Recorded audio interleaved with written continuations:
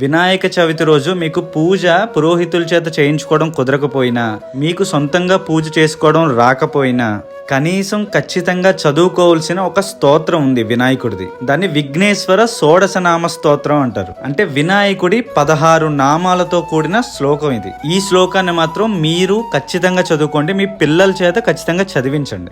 సుముఖశ్చ ఏకదంతశ్చ కపిలో గజకర్ణకః లంబోదరశ్చ వికటో విఘ్నరాజో గణాధిప ధూమకేతుర్ గణాధ్యక్ష పాలచంద్రో Gajanana Vakratunda Shurpakarna Heramba Skanda పూర్వజ.